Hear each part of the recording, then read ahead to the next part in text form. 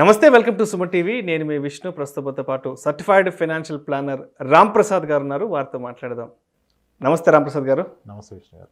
రామ్ ప్రసాద్ గారు, చేతిలో డబ్బు లేకుండా, అంటే చేతిలో చిల్లి గవ్వ కూడా లేకుండా ఇల్లు కట్టడం అనేది సాధ్యపడుతుందంటారా? సో దీనికి ఏం చెప్తారు సార్? చేతిలో డబ్బు లేకుండా ఇల్లు కట్టడం, ఎస్, అంటే ఇట్ డిపెండ్స్ సార్. ఇప్పుడు కొంతమందికి చేతిలో చిల్లి అవ్వలేదు, కానీ అతనికి ఉన్న ల్యాండ్ ఎక్కువ ఉంది అనుకోండి.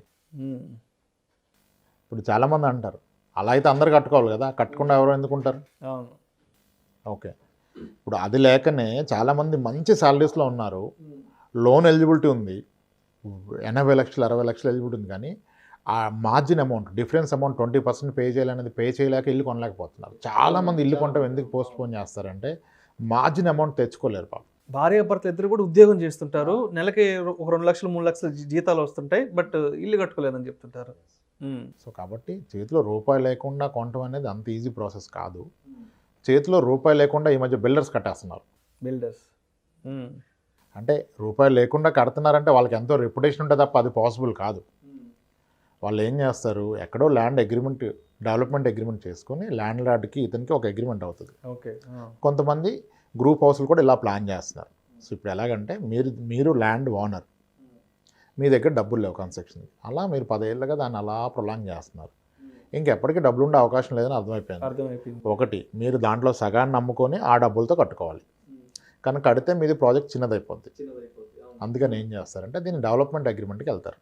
డెవలప్మెంట్ అగ్రిమెంట్కి? ఎస్.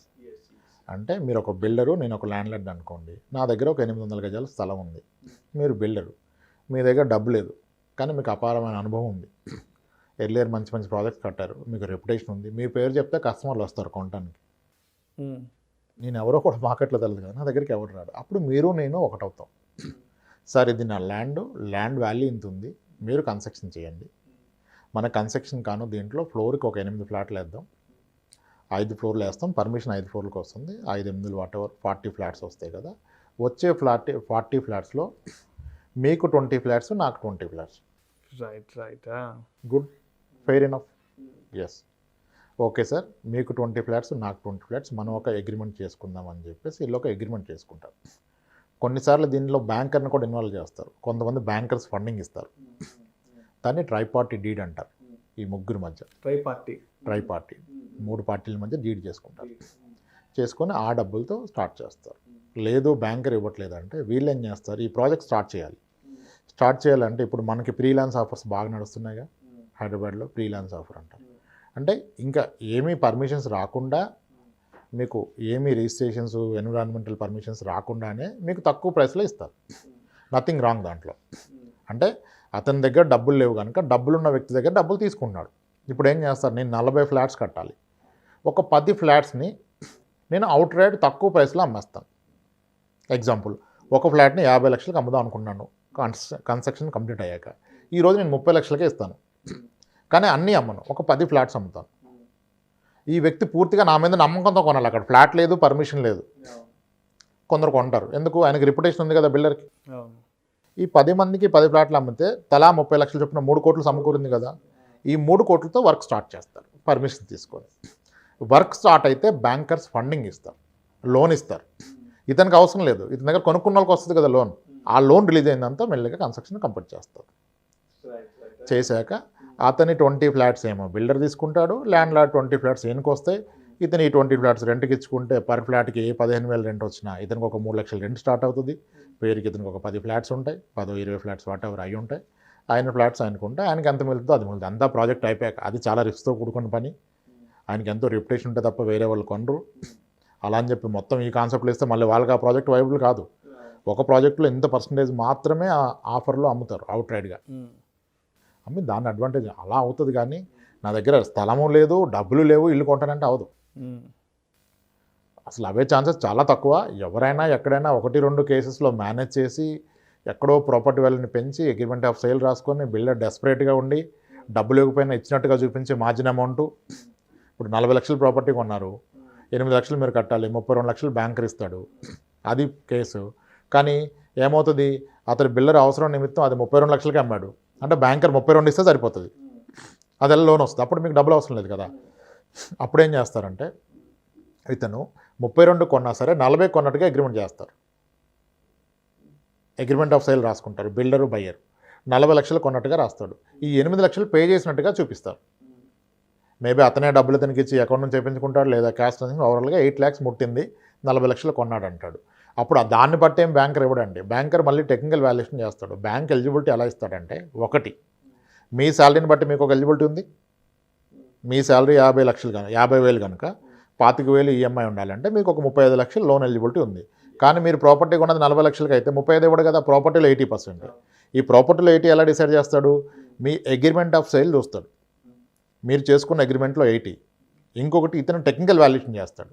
ఈ రెండిట్లో ఏది తక్కువ వస్తే దాంట్లో 80 ఇస్తాడు. అంతేగాని మీరు నేను ఫ్రెండ్స్ మనం 60 లక్షలు కొన్నట్టుగా రాసుకొని నాకు ఇవ్వండి 50 లక్షలు అంటే ఇవ్వడు, దాని మార్కెట్ వాల్యూ 40 ఉంటాయి, 40 మీదే ఇస్తాడు. టెక్నికల్ వాల్యూ ఎలా చేస్తారంటే, వీళ్ళ టెక్నికల్ వాల్యూ చేసే రిప్రజెంటేటివ్ వెళ్ళి ఆ లొకాలిటీలో ఒక 2-3 దాని పక్కనున్న అపార్ట్మెంట్స్లో కానీ ఇండిపెండెంట్ హౌస్ కానీ చెక్ చేస్తారు.